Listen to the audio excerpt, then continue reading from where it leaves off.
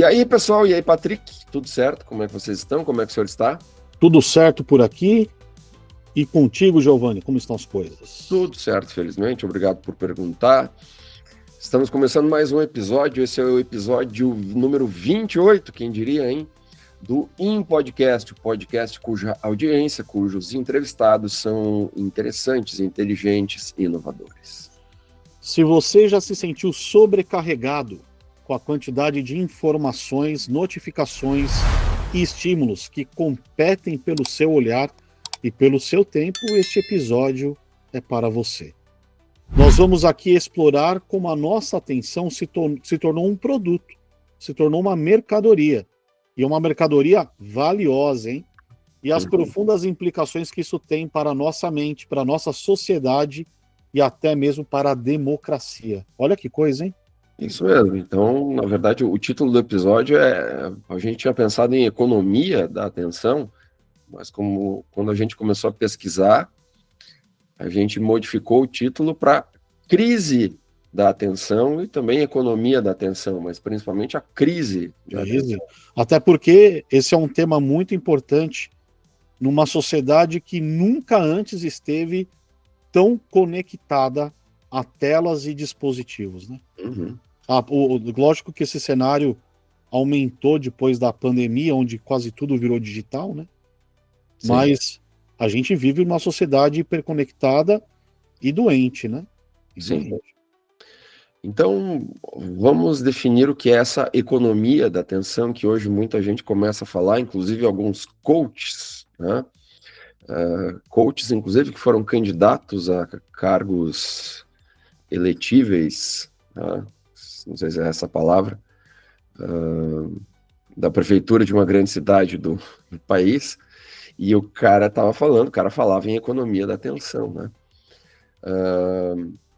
Mas, basicamente, então, essa economia da atenção, ela trabalha, né, com esse contexto da gente ter que lidar com uma quantidade gigantesca de informações e trata a atenção humana, né, como um recurso escasso, e tudo aquilo que é escasso e necessário acaba se tornando, obviamente, valioso.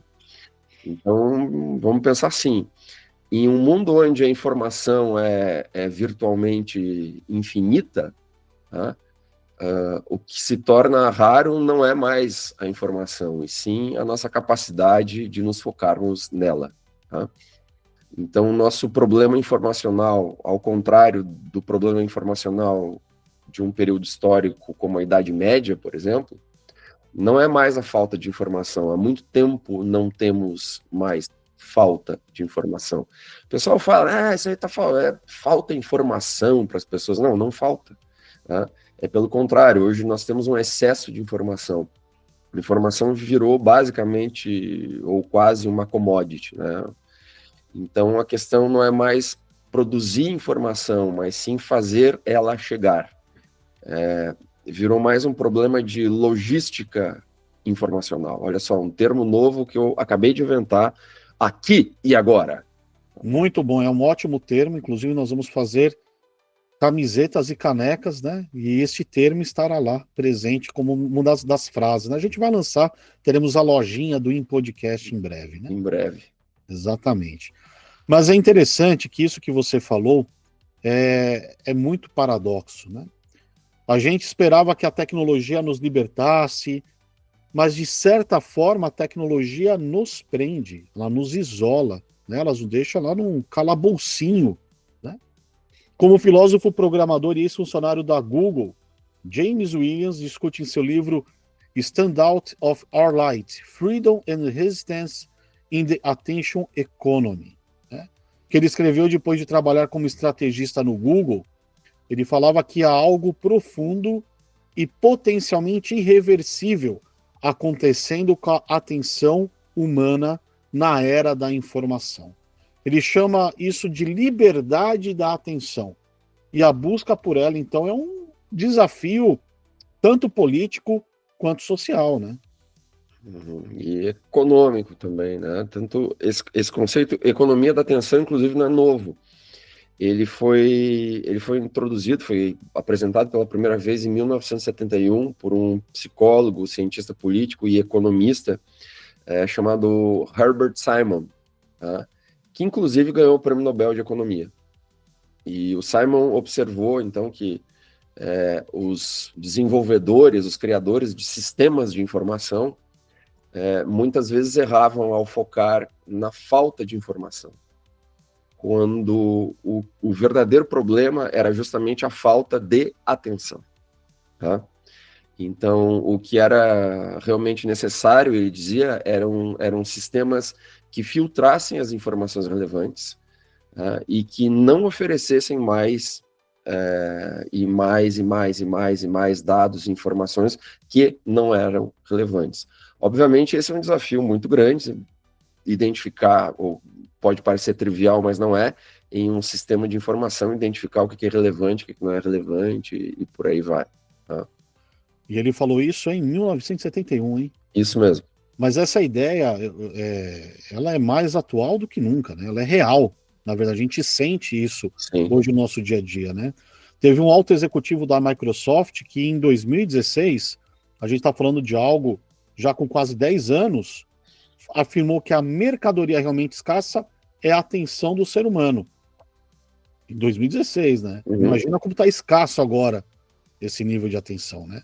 E um ano depois dessa frase, o chairman da Netflix, e que foi cofundador da Netflix, né, o Reed Hastings, lá em 2017, ele disse que o principal concorrente da empresa era o sono. Porque as pessoas começam a assistir e pegam no sono. E deixa de assistir, deixa de consumir o conteúdo ali que eles disponibilizam. E aquela mensagenzinha que a gente recebe quando a gente está maratonando uma série, você ainda está aqui, tá? Não é porque eles são bonzinhos, na verdade, ou porque eles estão preocupados que a gente está perdendo os episódios, ou porque a gente está gastando energia elétrica, né, enquanto a gente está dormindo.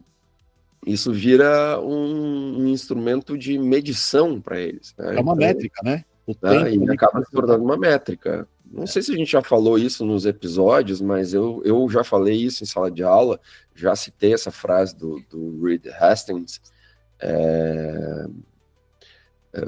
Realmente vira uma métrica, e se você vai escrever alguma coisa para o Netflix, você vai virar roteirista deles, entre outras coisas, eles te entregam essas métricas, eles sabem quando que as pessoas dormem, né, no minuto médio, o que está acontecendo, e por aí vai. Né? Inclusive, eles adotaram algumas estratégias, por exemplo, tem estratégia que não lança tem todos os episódios gravados, mas eles não lançam de uma vez, eles lançam um por semana, justamente para que eles ganhem mais engajamento, ganhem mais atenção naquele determinado seriado e assim por diante. Depende, né? Tem séries que eles lançam tudo de uma vez só. Eles vão testando, né? Outras vão lançando uma vez por semana, não sei o quê, mas eles têm muita métrica disponível e usam isso. Isso só comprova o quê? Que as grandes corporações de tecnologia, vamos falar das Big Techs, né? Uhum. Já sabem que a atenção é o recurso mais valioso. Né? É o recurso mais valioso. Sim. Empresas como Apple, Microsoft, Alphabet, né, do qual a Google faz parte desse conglomerado que é a Alphabet, né, a Amazon, Facebook, Tencent, Alibaba, mesmo o Twitter, né, que agora não, já faz um tempo que é X, mas a gente não se acostuma a falar X, né? Sim. Que estão entre as mais valiosas do mundo, não vendem apenas produtos. Elas gerenciam o que ouvimos e o que vemos. Elas estão criando uma nova economia da atenção, usando informações privadas, mas detalhe, a gente concordou em ceder essas informações privadas naquelas letrinhas miúdas que ninguém lê, né? Uhum, eu concordo, né? Ninguém lê o que está escrito no eu concordo. Né? E não são só essas empresas, tá? Essas empresas, elas são impulsionadas por algumas daquelas que são gigantes em gestão de ativos, como a BlackRock, a Vanguard e a State Street. Que essas empresas controlam literalmente trilhões de dólares. Essas empresas, na verdade, não são fundos de investimento, são os fundos de investimento, são os maiores fundos de investimentos do mundo, né? Os 3 maiores do mundo, que também estão nessa história aí. Então, a gente tem aí uma junção de alta tecnologia, né? De informação, de dinheiro, né? Tudo isso e, né, com essas grandes corporações todas se unindo para moldar a nossa experiência digital. E para essa experiência digital funcionar, para essas empresas ganharem as quantias gigantescas de dinheiro que ganham, elas precisam manter a nossa atenção, dominar a nossa atenção. Tanto que até eu falo para os alunos, isso acontece acho que com todo mundo aqui, eu falo para os alunos que meu grande concorrente não é outro professor, não é outra universidade, não é outro curso, não é nada disso. O meu grande concorrente são justamente essas empresas, é o cara que fica no WhatsApp, que fica nas mídias sociais, no meio da minha aula, que aí não presta atenção no que eu estou falando, tira a atenção dos colegas, inclusive, e aí vai, né? Então, tanto nós, meros professores tentando fazer um bom trabalho em sala de aula, quanto essas grandes corporações, nós estamos disputando o mesmo ativo, a atenção. E, obviamente, para nós, isso se torna uma briga bastante desigual, né? É a gente brigando com empresas trilionárias, né? Empresas que investem pesado na forma de capturar nossa atenção, né? Isso fica claro naquele documentário Dilema das Redes. Lá fala como que é o mecanismo, como os algoritmos funcionam para chamar a nossa atenção. Justamente daquela notificação o tempo inteiro, e, né? Já que a gente está falando de métrica, daquela métrica 24/7, né? O objetivo máximo dessas empresas é que a gente fique 24 horas por dia, 7 dias por semana, ou seja, né? Não durma. Não. E vai no banheiro, leva o celular, né? Não tem nenhum momento de paz, de sossego. Tanto é que antes a gente era cidadão, né? Éramos cidadãos. Mas hoje nós nos tornamos o quê? MDAOs, que é monetizable active users. Eu vou falar em português. Vamos ao Google Tradutor, que está aqui, ó, monetizable. Não, eu vou no português que é melhor, que é os usuários ativos diários monetizáveis. Essa métrica DAO e MAO é uma métrica muito usada em produto digital, né? Mas incluir a palavra monetização junto foi diferente. Quem inventou isso daí? Claro, né? Nosso querido Elon Musk, que usou esse termo, usou essa métrica na negociação, né? Nas negociações do Twitter. Ou seja, nossa presença online é uma unidade de conta, um produto. Quanto mais pessoas estiverem conectadas a uma plataforma, mais elas rendem dinheiro. A gente foi... O senhor falou, me desculpa, né, interromper, o senhor falou, nosso querido Elon Musk, para mim não é mais querido coisa nenhuma, né? Mas você sabe que foi um querido pejorativo, né? Tá, então se foi pejorativo, ótimo. Pejorativo, claro, obviamente, então tá, né? Bom. Então tá bom. Nada contra ele e nada a favor também, né? Muito menos a favor, né? Muito menos a favor. Mas realmente a gente foi... Isso é até triste, né, cara? Porque a gente, né, vira como se fosse um parafuso. Né? A gente está sendo... Sabe, a maneira como esses caras tratam nós, usuários, né? É que a gente virou isso aí, cara. Uma pecinha, um parafusinho, assim. É isso que a gente é. Sabe? Esses caras nos desumanizam, inclusive, né? E oferecem produtos que aparentemente são de graça, né? O X, todas essas mídias sociais, então o pessoal gosta de usar e tem essa multidão tão grande, porque, em tese, eles são oferecidos gratuitamente, né? Então, pegam a nossa atenção de forma gratuita, eles estão nos dando alguma coisa em troca. Só que existe aquela frase, né, que, se não me engano, não é? Não, segue. Não, é que você falou assim, nada é de graça, e realmente não é de graça, né? Você vai Ah, explicar tá. agora. É que eu vi que o senhor fez um Eu sinal fiz aqui. um sinal aqui por trás das câmeras, aqui, o LED. Fez um sinal por trás das câmeras. Eu ia citar o autor da frase. Eu entendi que o senhor falou que não era o autor da Não, frase. é ele mesmo, é o Andrew Lewis. Ah, tá. Então foi o Andrew Lewis que falou que, né, um jornalista americano, que falou que se o produto é de graça, então o produto é você. Né? Exatamente. Facebook é gratuito. É nada, meu amigo. Na hora que você se cadastrou no Facebook, vê um terminho de uso lá falando assim: agora nós somos seu dono, nós somos donos dos seus dados. Eles já Né? começam a te monetizar. Mas de maneira, você entra no Instagram, Instagram é gratuito, é nada. O acesso não tem barreira. Essa é a diferença. Uhum. O acesso não tem barreira, mas Isso você aí. está pagando com os seus dados, com a sua informação. Com o seu conteúdo. Só para falar de dois aqui da Meta, né? Mas todos os outros são assim, né? Fora o conteúdo, né? O conteúdo que eles falam que não tem responsabilidade sobre isso, não sei o quê, papapá. No fim das contas, por exemplo, uma empresa como a Meta é uma empresa de mídia, tá? Só que ela não produz conteúdo, nós produzimos o conteúdo gratuitamente para ela. Então, realmente não existe almoço grátis. Não, e eu costumo até falar isso nas aulas, que o Google foi um negócio genial, o motor de busca, porque eles não produziram conteúdo nenhum, eles exploram conteúdos dos outros e ganham dinheiro em cima disso. Claro. Né?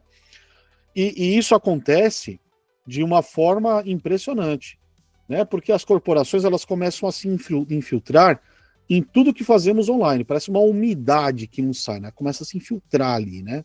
Você tenta ler um artigo interessante, mas surgem pequenas telas, pop-ups, né? E elas atrapalham a sua concentração, elas querem chamar a sua atenção. Isso não é para nos mostrar algo útil. É isso que me deixa com mais raiva, né? Uhum. 99,9% não é útil. É uma batalha econômica pelo nosso tempo. Eles querem chamar a nossa atenção. E quando a gente é constantemente interrompido, né, para aceitar cookies, autorizar permissões, que até isso são coisas legais, né, coisas que a lei exige, né, a maioria das pessoas não tem tempo ou paciência para ler essas letras miúdas, né, das quais o senhor já falou. Por isso que a nossa falta de atenção, ela pode ser até mais nociva, né? Se a gente concorda com coisas que a gente não lê, a gente acaba concordando legalmente, né, com coisas que podem nos trazer problemas depois, né? Sim. Aliás, eu já li um termo de uso inteiro, mais de um, inclusive. Uhum. Né? Mas não são todos os que eu leio. Claro. E eu acho que isso acontece com a maioria das pessoas. Vem aquele termo de uso, você rola, dá aceite e tchau. Né? Talvez seja um bom uso para IA.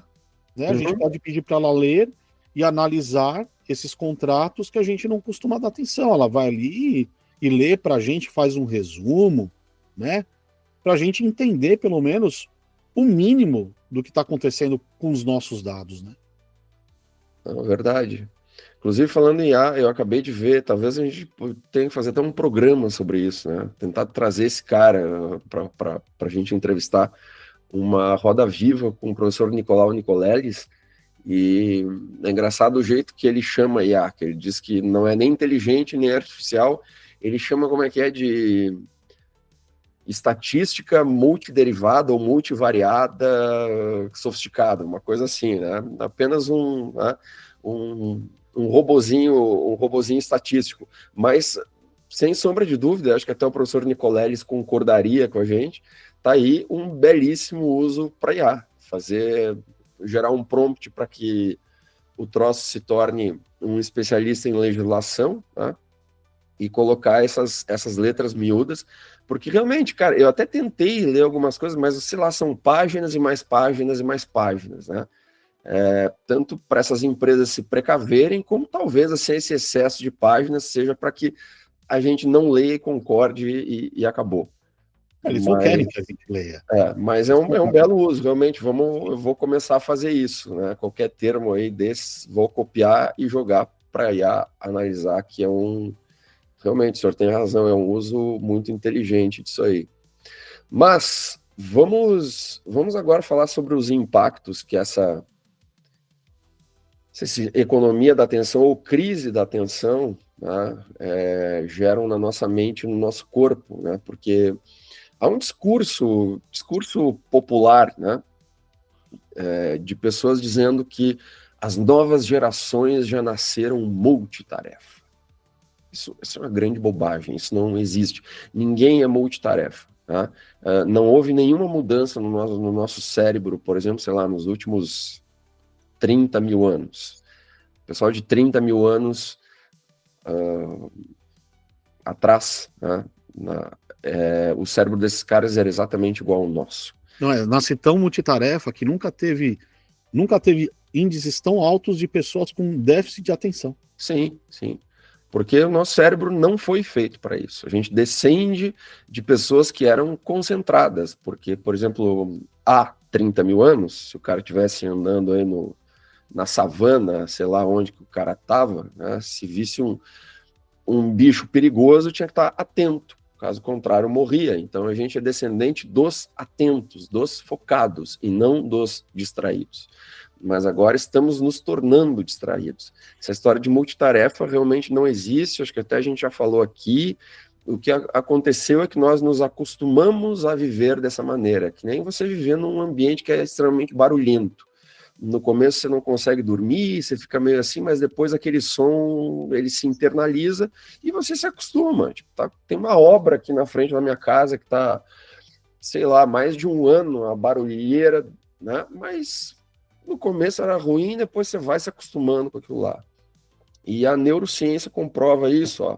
Então, citando dois autores aqui, que são autores importantes, né? O Daniel Goleman e também o Goleman é americano e esse cara aqui é um inglês, se eu não me engano, tá? Então, o Goleman, nesse livro, no Foco, né?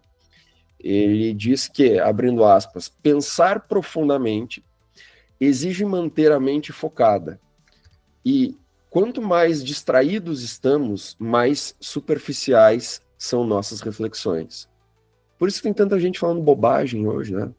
O cara não se concentra, o cara lê alguma coisa superficialmente, o cara passa para frente algo que inclusive não é verdadeiro, porque ele pegou só um pedaço sem entender, né? E por isso que a gente tem essas discussões que cada vez mais beiram a quinta série. Tá?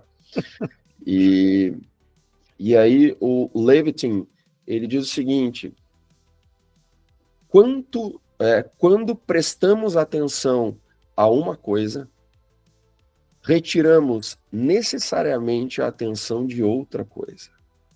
Então, não tem como. Eu estou apresentando esse podcast contigo, resolvi dar uma olhada no livro aqui e vou ainda pegar o celular para ver mais alguma coisa. Acabou. Eu estou dividindo a minha atenção em tudo isso. É por isso, viu, alunos e alunas que estão nos vendo e nos escutando agora, é por isso que eu sou chato em sala de aula, é por isso que eu não permito o uso do celular em sala de aula, é para o bem de vocês, tá? E para que eu consiga fazer meu trabalho também. Porque se o cara está vendo o celular no meio da minha aula, a gente presta atenção no cara vendo o celular. Tá? E aí você se desconcentra, a aula já fica meio... e o cara que está vendo o celular, ele não está prestando atenção na aula, quem está do lado também tem a sua atenção prejudicada. Então, a grande questão é a gente prestar atenção em uma coisa de cada vez. Assim a gente se torna produtivo, assim a gente vai aprender mais. Agora, multitarefa significa fazer tudo ao mesmo tempo de forma mal feita. Exatamente. Inclusive, né, fica aqui o incentivo para vocês lerem os 3 Daniels. Ou seria Daniels? Não, Daniels, né? O Daniel Goleman foca a atenção, o seu papel fundamental para o sucesso. Outro que falou da mente também, o Daniel Levitin, a mente organizada, e você completa a leitura com Daniel Kahneman, rápido e devagar. Aí, ó, pronto. É a tríade de Daniel. Dos Daniels. Dos Daniel, sei lá. Mas, enfim, o que a gente aprende com tudo isso? Que a nossa capacidade cognitiva, ela é ilimitada. Nós não somos um ser, como é que fala, né? Um super-herói que consegue se dividir a mente em várias. Não, ela é limitada. E as tecnologias digitais, com essa superestimulação e continuidade, afetam diretamente o funcionamento do nosso cérebro. Por isso que a gente se sente cansado. Por isso que existe o termo fadiga digital, né? E dispersam a nossa atenção, tornando o raciocínio complexo e o aprendizado mais difíceis. Desculpa interromper, nesse aqui, o Levitin, ele fala que o nosso cérebro é o órgão que mais consome energia do corpo, tá? E que a energia é gasta ao longo do dia. Assim como se você estivesse fazendo um exercício físico, chega uma hora, teu músculo não responde mais. Se você começa a desperdiçar a energia do cérebro, tipo, levanta de manhã, a primeira coisa que faz é ficar... Como é que você falou? Num programa passado que eu achei genial, que isso vai para nossa caneca também, frase sua, scrollando o feed. Scrollando o feed. A gente fica scrollando o feed, a gente simplesmente torra a energia do cérebro de maneira desnecessária. E ele cita casos, por exemplo, do cara que chega no final do dia com o cérebro tão esgotado que ele realmente não consegue mais prestar atenção em absolutamente nada e não consegue, inclusive, tomar decisões triviais ou banais, como, por exemplo, ele fez alguns testes, tipo, que roupa você escolheria para vestir agora? Só isso. Uma opção aqui, outra opção aqui. E o cara não consegue decidir, né? Porque o cérebro está esgotado. Então, quando a gente fica dividindo a nossa atenção o tempo todo, é isso que acontece.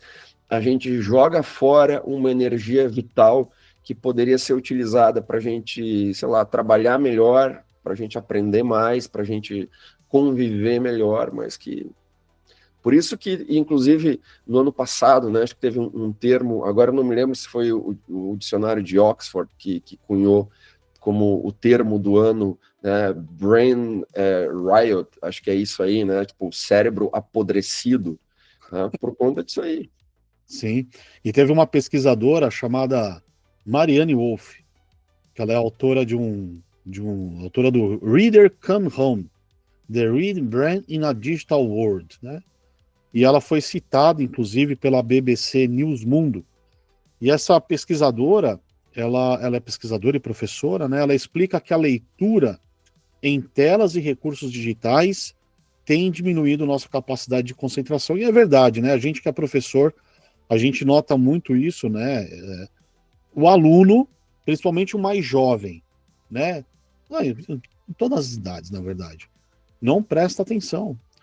O professor está falando, eles estão vendo um vídeo, né? Está tendo uma explicação, estão na rede social. Eles não conversam nem entre eles mais. É só com a tela ali, né? Só com o mundo digital mesmo. Essa autora é muito legal. Então, inclusive, eu tenho um livro dela que não é esse que o senhor citou. E nesse aqui ela fala sobre a importância da leitura, né? O que a leitura gera no nosso cérebro e por aí vai. Mas também tem nesse livro aqui, ela também fala da importância da concentração e que, inclusive, a leitura ajuda a que a gente crie concentração, que a gente crie foco, porque concentração, foco, isso é exercício, se exercita isso, né?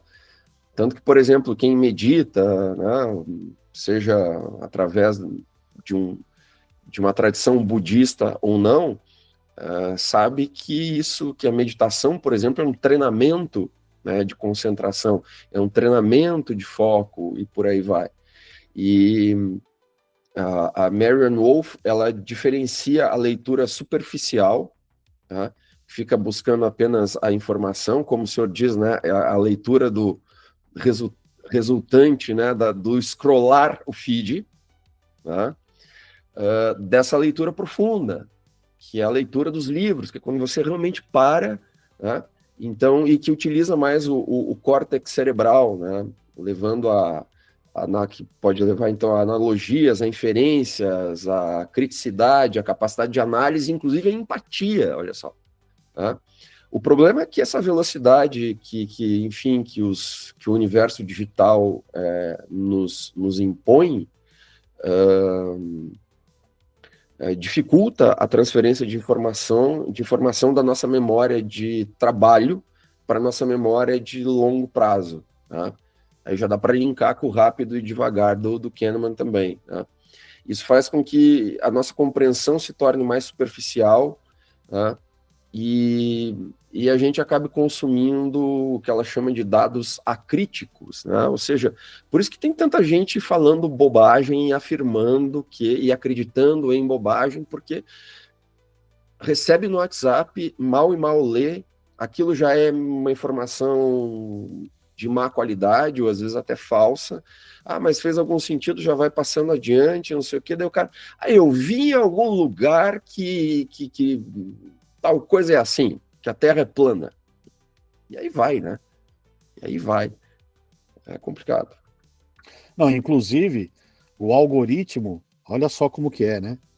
A pessoa que apoia uma teoria, por exemplo, eu não vou falar teoria da conspiração, a teoria da Terra plana.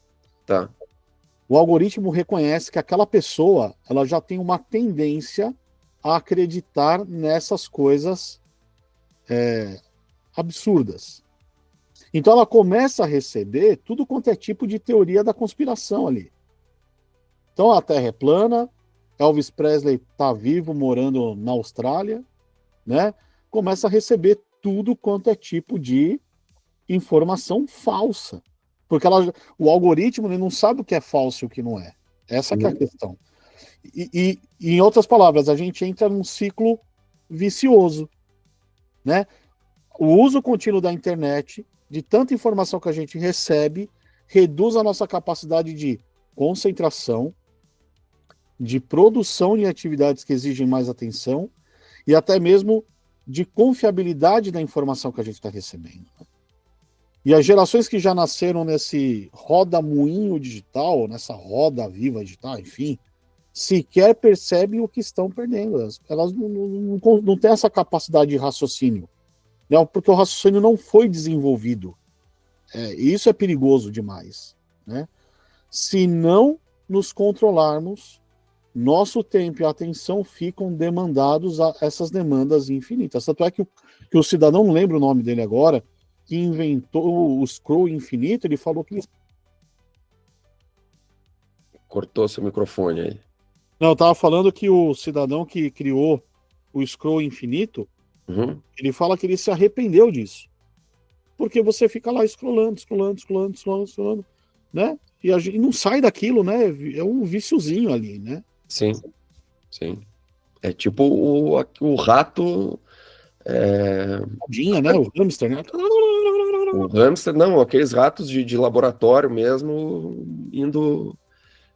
tem pesquisa sobre isso, assim, né, relacionado ao centro de recompensa do cérebro, né, então o rato vai lá, assim, apertando coisas, assim, que geram recompensa e vicia em qualquer coisa. Né? Estamos falando aqui de behaviorismo. Pavlov, que fez o teste lá com os cachorros. Mas não chega a ser nisso, para outro tipo de pesquisa, assim, né, mas relacionados ao centro de recompensa do cérebro, que é extremamente poderoso, né? Então, realmente, isso se torna vício. Né? Tem um livro que fala sobre isso. Tem um livro chamado Hooked, que é como tornar... que ele fala como... Hooked é um termo em inglês que fosse mais ou menos como fisgar, pescar. E ele fala desse ciclo, né? Que a gente tem que oferecer uma ação e aquela ação ela tem que resultar numa recompensa. Então a gente se acostuma com isso, a gente sempre quer ser recompensado, né? O nosso cérebro acostuma com isso daí. Né? E essa história toda realmente gera um paradoxo que é complicado, que é, sei lá, que é assustador até. Porque, assim, o mundo, inegavelmente, está se tornando mais complexo. Né? E, portanto, exige um raciocínio e uma reflexão mais profundos. Agora, por outro lado, essa interrupção constante impede esses estados de atenção máxima para que a gente tenha, como a professora Wolff fala, da leitura profunda, né, da reflexão profunda.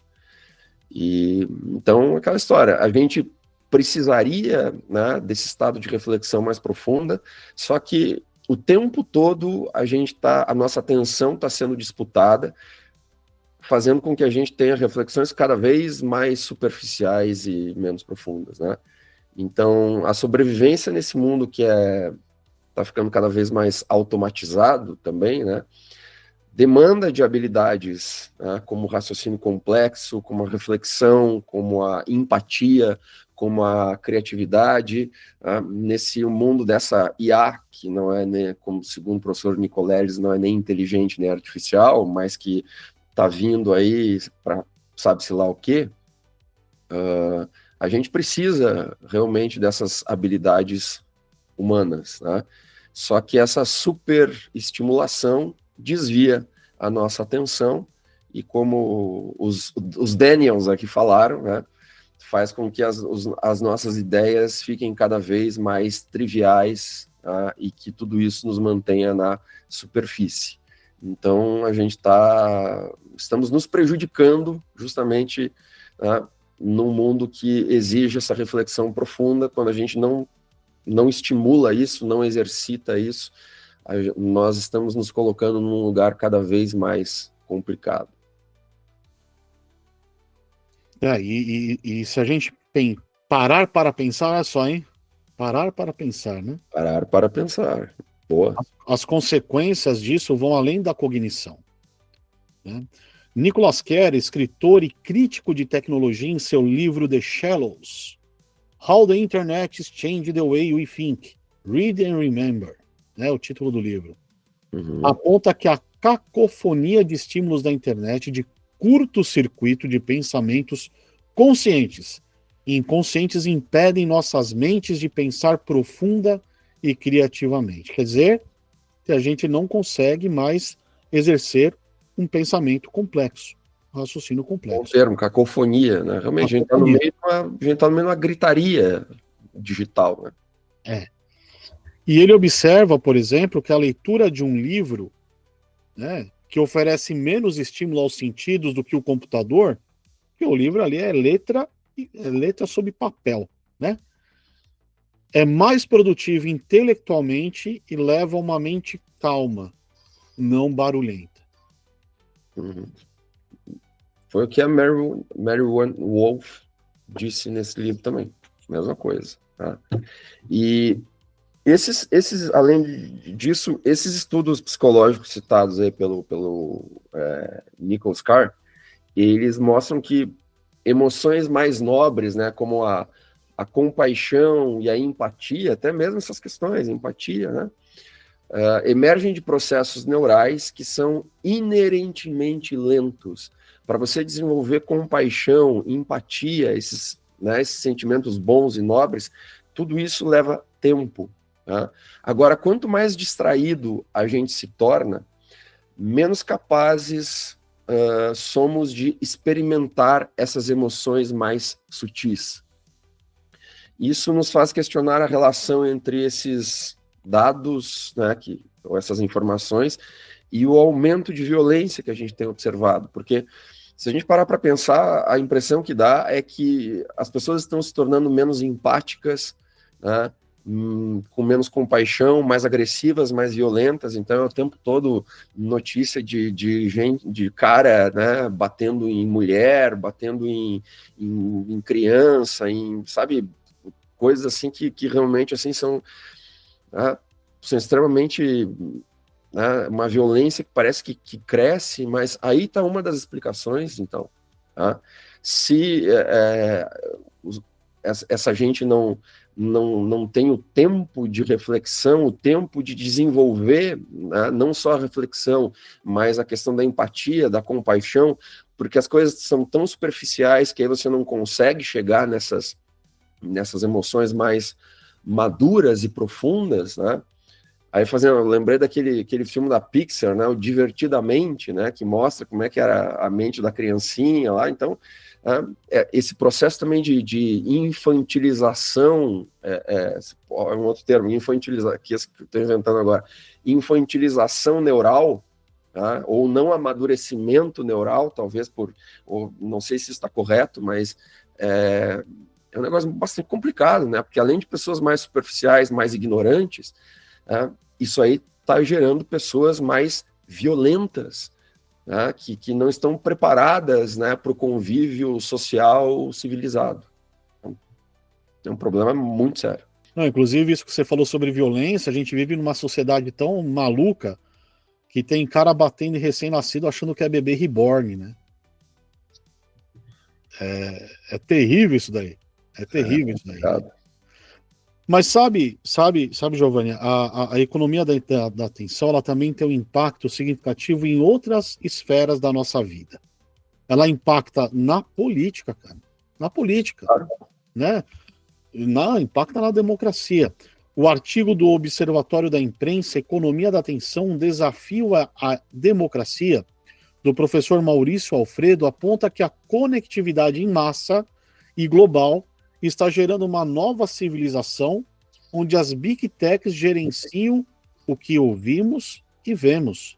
Isso ficou claro tanto nas eleições norte-americanas, na última, quanto nas eleições aqui no Brasil também, na última, e também nas eleições antes dessa, né? Antes da de 22, também ficou claro o impacto da rede social, né? E esse controle acaba se espalhando, né, por meio dessas economias da atenção, né, das mídias e dessas indústrias, na verdade, porque acho que a gente está falando de indústrias de influência. Né? A gente está falando de um Game of Thrones aqui de influência, né? E que estuda método psicológico, inclusive, né? Claro, o objetivo não é necessariamente assim uma dominação em massa. O objetivo primordial, acho que ainda é grana, é dinheiro. Tá? Só que o mecanismo para esse dinheiro ser gerado dentro do universo digital é, sem sombra de dúvida, né, a tentativa do monopólio da nossa atenção. Né? O trono, como é que era no Game of Thrones? Era o trono Trono de ferro, né? Trono de ferro. Né? O trono de ferro do mundo de hoje. Olha que frase lapidar essa, né? Modéstia à parte. Vai para nossa camiseta, nossa caneca. O trono de ferro do mundo de hoje é um monopólio da nossa atenção. Isso é perigoso pra caramba, meu. É muito perigoso isso. Até porque governos podem se aproveitar disso, e se aproveitam, né, desse conceito da economia da atenção para manipular a opinião pública em direção a algo que eles querem. Porque é fácil manobrar. É fácil manobrar a massa. A gente acha que a gente está mais informado. Não, a gente está mais manipulado, né? Um exemplo disso, inclusive, tem vários artigos sobre isso. Tem lá até no Wikipédia, né? É o caso de Myanmar. O que aconteceu lá? O Facebook foi usado para disseminar ódio contra os muçulmanos Rohingya, levando a sérios crimes e ao êxodo. Olha o êxodo, 700 mil pessoas. Foi o Facebook que disseminou? Não foi o Facebook, mas ele foi usado como plataforma e seu algoritmo começou, então, a disseminar aquela informação, né? É algo que eu já citei aqui, já falei de uso na eleição, mas no Brasil, nas duas últimas eleições, as redes sociais se transformaram em ferramentas cruciais nas campanhas políticas, né? As redes sociais, elas privilegiam principalmente essa questão da polaridade, né?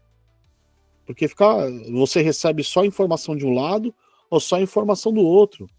Não tem ali um equilíbrio de informação, não existe algo. O que existe, na verdade, são ondas de desinformação. Esse caso de Mianmar foi muito complicado, cara. Eu não sei se eu estou lembrando corretamente, mas se eu não me engano, a Meta tinha, tipo assim, um funcionário só no país para analisar todas essas questões de discurso de ódio que aconteciam, e o cara deixou isso passar, e os caras simplesmente usaram o Facebook como uma plataforma de comunicação mesmo para organizar a violência contra... Foi um negócio terrível, assustador, né, cara? Tem vídeos eles mostrando o êxodo das pessoas saindo das suas casas, das cidades que elas moravam lá, da localidade, né, e indo embora. É impactante isso daí. É um grave problema falou social, né? Um grave problema social. O algoritmo da rede social não tem a inteligência para identificar se a informação é certa ou errada, se a informação é ruim ou é boa. Tá?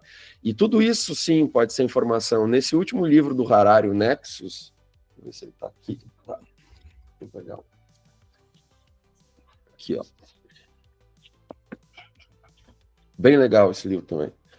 O Harari ele fala que informação não é necessariamente o que é verdadeiro, o que é falso, o que representa a realidade ou o que não representa a realidade. Informação é aquilo que conecta e que cria redes. Então, a gente pode conectar pessoas querendo fazer ciência para promover o bem da humanidade, né? Como também a informação pode conectar pessoas e criar redes para gerar esse genocídio aí que aconteceu em Mianmar, né? Então, porque, de novo, os algoritmos eles não têm um filtro ético, né, para definir, para analisar o mérito da informação. Tá? O grande filtro do algoritmo é o quanto ele nos mantém conectados. Segundo um estudo do MIT, que foi conduzido pelos pesquisadores, que eu preciso ler, e me desculpem, mas eu vou pronunciar o nome dos caras errado. Soroush Vosoughi, o Deb Roy e também o Sinan Aral, eles fizeram uma pesquisa, né? Os pesquisadores do MIT, então, obviamente, fizeram uma pesquisa, detectando que notícias falsas chegam a circular 70% mais rápido que as verdadeiras. Tá? Então, uma notícia falsa, ela conecta mais gente e ela cria mais redes de informação ou de desinformação, como queira. Tá? E quando o assunto é política, a transmissão é ainda mais intensa, tá? Visando provocar sentimentos negativos como raiva e indignação para obter ou manter o poder. E a raiva e a indignação são motores ainda mais poderosos para fazer com que essas informações fluam de maneira ainda mais rápida e cheguem em ainda mais pessoas. Então, isso é praticamente criminoso, né? Não é. Até porque tem assuntos que mexem com o nosso âmago, né? Então, por exemplo, uma injustiça política, uma injustiça social, aquilo facilmente vira, olha, você viu o que aconteceu? Aí manda no grupo, e a gente tá falando de Facebook, mas a gente não pode esquecer do WhatsApp, né? Claro. Telegram. Você vai lá, cria um grupo, aquele grupo já são de pessoas que são homogêneas em pensamento, que aí vão compartilhar com outro grupo, com outro. Então, para disseminar uma desinformação, é muito rápido, né? É muito rápido. Mas falando um pouquinho aqui mais sobre como funciona essa captura de atenção nas redes sociais, né? Um professor chamado João César de Castro Rocha, que ele é historiador e professor da Universidade Estadual do Rio de Janeiro, ele explicou numa entrevista ao canal Meio que há 3 passos, então, para capturar a atenção nas redes sociais: impulsionar a marca, capturar a atenção do usuário com estímulos sensoriais e uma interface interativa. Isso vai levar o quê? Que o cliente, que o usuário, compre através de um anúncio de aquisição. E essa lógica se transferiu para a política, onde os conteúdos curtos e chamativos, desprovidos de profundidade, viralizam mais. Vide o que acontece no TikTok, né? Discursos curtos ali, a pessoa esbraveja alguma coisa e aquilo viraliza.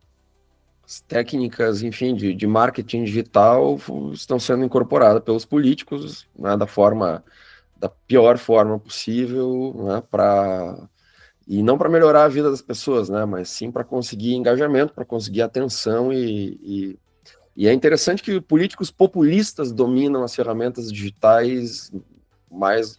Isso aqui eu não vou me alongar muito mais nisso aí porque dá um outro episódio, né? Como o populismo domina o universo digital e como está ganhando poder com isso. Mas enfim, vou fechar esse parênteses aí. Aí tem um cara que eu gosto muito, mas faz tempo que eu não leio ele, eu li muito na época da universidade, quando eu era aluno, acho que o senhor também deve ter lido, aquele famoso linguista, que acho que inclusive segue firme e forte, vivo, o Noam Chomsky. Você leu o Chomsky, né? Eu li aquele. É o que você vai citar, o mídia, propaganda política e Ah, manipulação. tá. Esse aí acho que é padrão em É cursos de padrão em comunicação, né? curso de publicidade e propaganda, né? De qualquer curso de comunicação. Então, ele Sim. fala que a imagem do mundo, né, que é apresentada à população tem apenas uma pálida relação com a realidade, tá? E que a verdade está enterrada sob uma montanha de mentiras. Isso o Chomsky já falava faz tempo. É um cenário preocupante, porque as crenças se tornam mais importantes que os fatos, né? Uhum. É aquela história, né? Existem três verdades, a minha, a sua e a verdade, né? Né? E aí o que acontece? Isso empobrece os debates, prejudica a capacidade dos cidadãos de tomar decisões bem informadas e causa ainda mais divisão que culmina em violência. Pois é. Não podemos esquecer disso, né? Culmina em violência. Então, cara, se a gente pensar quais são, né, diante desses desafios, quais são as possíveis soluções, né? No que a gente pesquisou, aquilo que a gente estudou, né, talvez um resumo disso é que, enfim, os governos, a sociedade, a gente precisa talvez criar novas estruturas de governança, né, para lidar com esses interesses, né, com essa economia da atenção, e também com essa economia relacionada aos nossos dados, né? São duas coisas que estão intimamente relacionadas, né? A nossa atenção e os dados que a gente deixa, né? E como tudo isso, os nossos dados, nossa atenção, estão sendo utilizados. Então, talvez a palavra governança, né, seja uma palavra boa para a gente pensar daqui para diante. A gente falou algo faz um pouquinho mais atrás. A gente falou a respeito da liberdade de atenção. Quem falou isso foi o James Williams, né? Que era lá do Google, né? Ele não é contra o desenvolvimento tecnológico, mas ele é a favor de um cuidado com a nossa atenção e sociedade, né? Assim, né, acho que nós dois concordamos com isso aí. A gente acha que a educação é a chave para melhorar quase tudo, né? Então, a gente também pesquisou um artigo da professora Ana Carolina Cortez Noronha, né, chamado Dispersos em Tempos de Economia da Atenção, a Tecnologia e Nós. E ela aponta, por exemplo, né, de certa forma, repetindo alguns autores que a gente já citou aqui, que a escola vem de uma tradição iluminista da palavra, tá? Onde o tempo e a reflexão, né, são importantes. E os alunos chegam, né, imersos em imagens, em velocidade e principalmente assim, em opiniões, né, que substituem o conhecimento. E a gente sente isso em sala de aula, né? Todo professor sente. Então você vê um aluno que diz assim: professor, mas a minha opinião, quando o aluno começa assim, eu falo, cara, eu não estou interessado na tua opinião. Eu não estou dando a minha opinião aqui, eu estou trazendo referências de autores, de livros, para que a gente reflita sobre isso e para que a gente pense por argumento, por lógica, opinião, cada um tem o direito de ter a sua. Agora, se a gente ficar nessa discussão de opinião, de ponto de vista, é uma discussão que acaba sendo rasa demais. Tá? Então, antes de você dar a tua opinião, vamos ler isso aqui, tá? Vamos estudar isso daqui, vamos analisar isso, aí a gente pode conversar. Mas não, o cara chega sem ter lido absolutamente nada e mesmo assim ele quer dar a sua opinião. Por quê? Porque a internet é basicamente recheada de opiniões e não de argumentos, porque é tudo superficial. Tanto é que essa pesquisadora, né, a Ana Carolina, ela fala que a escola precisa, pelo menos tentar, né? Tentar guiar seus alunos na busca de informações e conhecimentos, pois a profusão de fontes gera confusão e dificulta a construção de significados, né? Ela sugere que, em vez de uma infinidade de fontes, os professores indiquem 2 ou 3 para que os alunos possam ter mais segurança e evitar esse tal do pseudo-conhecimento, que é aí que vai criar a minha opinião, né? De fontes não confiáveis. E você sabe que numa tentativa, acho que foi uma tentativa, aqui em Santa Catarina, o governo proibiu o uso de celulares nas escolas, né? Sim, existem lá algumas leis estaduais e também existe uma lei federal, Tem. inclusive nas quais eu me baseio para... eu Sim. coloco no meu plano de ensino para que os alunos não utilizem celular em sala de aula, a não ser para fins pedagógicos, né? E isso daí gerou um estresse. Então, o próprio professor, ele entende, e aí eu estou falando assim de escola básica, né? Fundamental e ensino médio. Não estou nem falando de faculdade, que a gente já lida com adulto, né? Mas quando a gente lida com jovem, com criança, com jovem, com adolescente ali, parece que é uma batalha perdida, sabe? Essa questão, porque é difícil mesmo.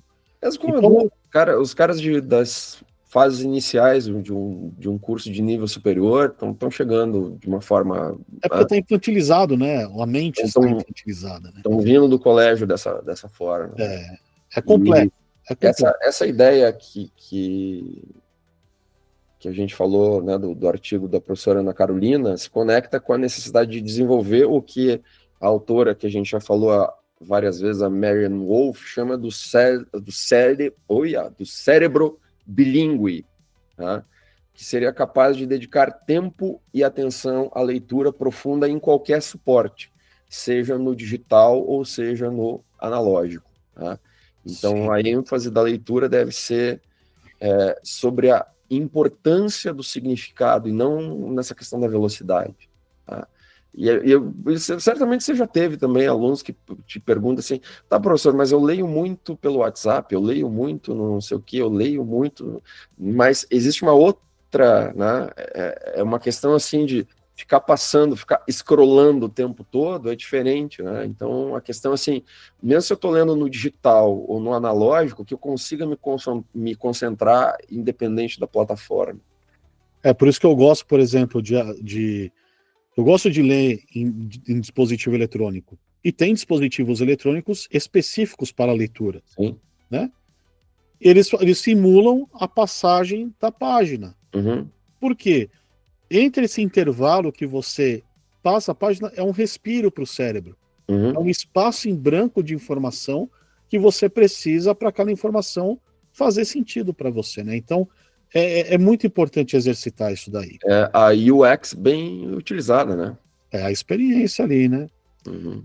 E você sabe que esse embate, né, que a gente está falando aqui da educação e tal, ela não é nova, porque conforme as tecnologias avançam, trazem novos problemas e novos desafios, né, socioeducacionais, digamos assim. Tanto é que uma filósofa chamada Hannah Arendt discutia a crise da educação sobre o equilíbrio entre passado e futuro na educação. Ela escreveu sobre isso daí, né? Uhum. E hoje isso pode ser traduzido na oposição entre o papel e a tela digital, ou o material e o virtual.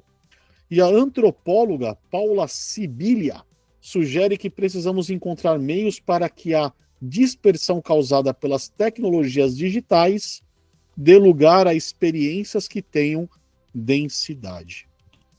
E o caminho para isso, segundo essa antropóloga, passa pela criação de experiências sensíveis e conjuntas, que são possíveis com um funcionamento cerebral mais lento e verticalizado.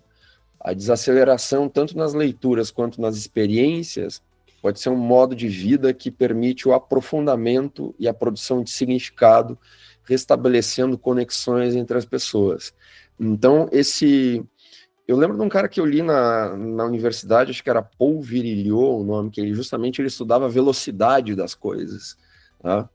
E o tanto que o aumento da velocidade estava nos fazendo mal.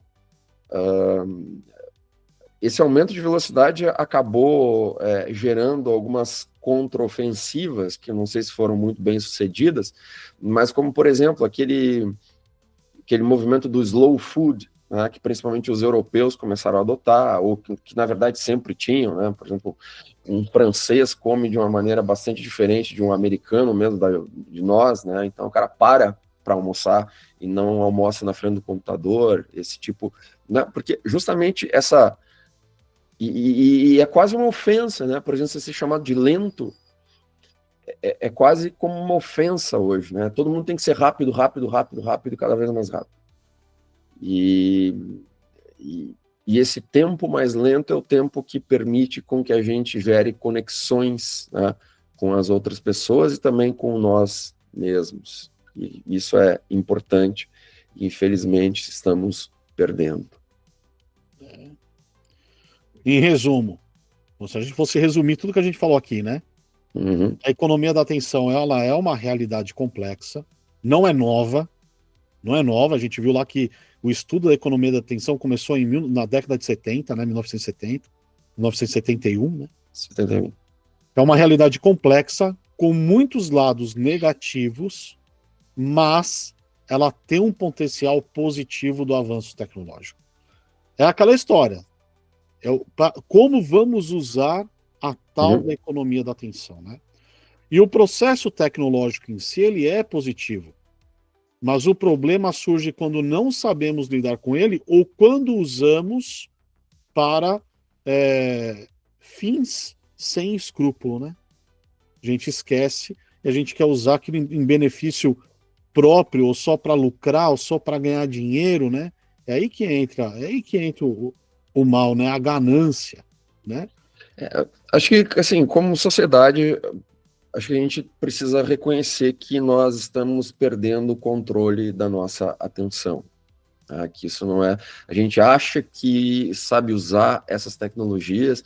Por exemplo, a gente vê pais achando que seus filhos pequenos já nasceram sabendo usar essas tecnologias, mas não.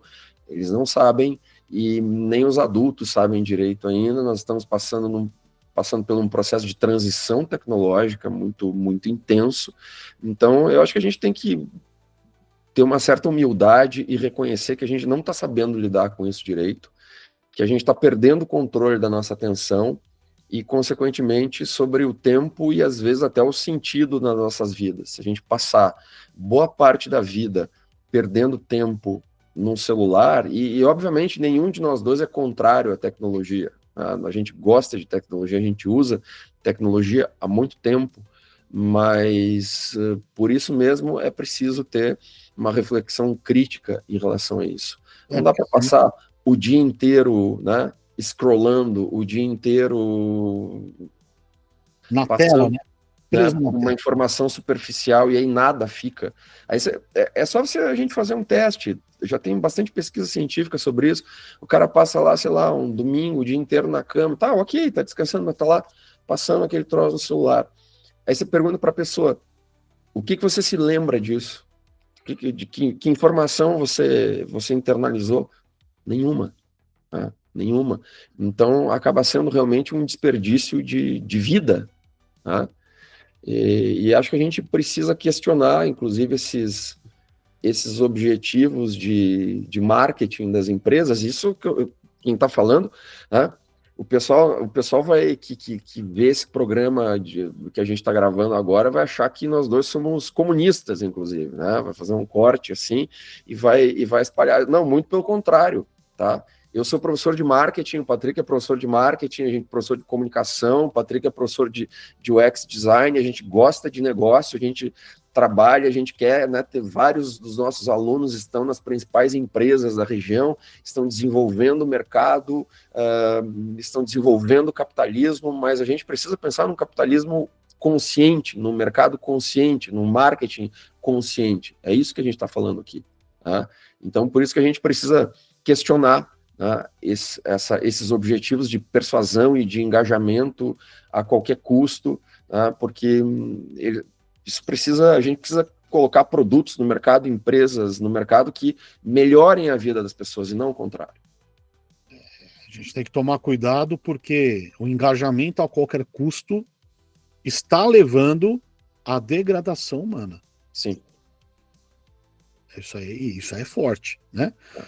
E lembrando uma coisa aqui importante, tá, pessoal? A tecnologia, ela não é boa nem ruim por si só, mas ela é política, ela é produto de visões e escolhas de grupos sociais, que tem interesses específicos. Por isso que nós temos que ter sabedoria, raciocinar um pouco sobre isso, né?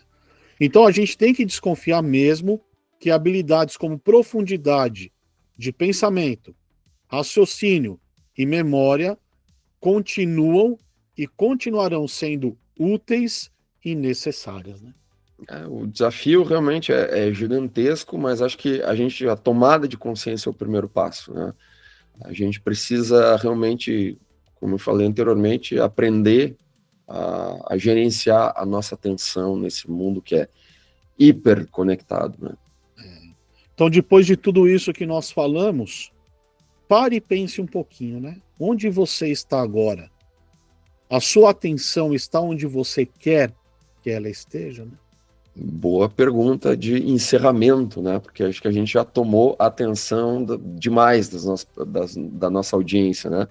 Então, pessoal, muito obrigado pela sua atenção e esperamos que essa conversa tenha sido útil para entender melhor a crise e a economia da atenção e seus impactos. Isso aí. Lembrando, né, que se você ainda não segue o canal, inscreva-se, curta, comente este episódio, né? A gente gosta de receber comentários, a gente recebe comentários através de outras plataformas, né? Não necessariamente por este canal aqui, mas deixe seu comentário. E continuem conectados, por que não? Mas lembrem-se, com consciência, tá bom? Um abraço e até o próximo episódio do InPodcast. Até o próximo.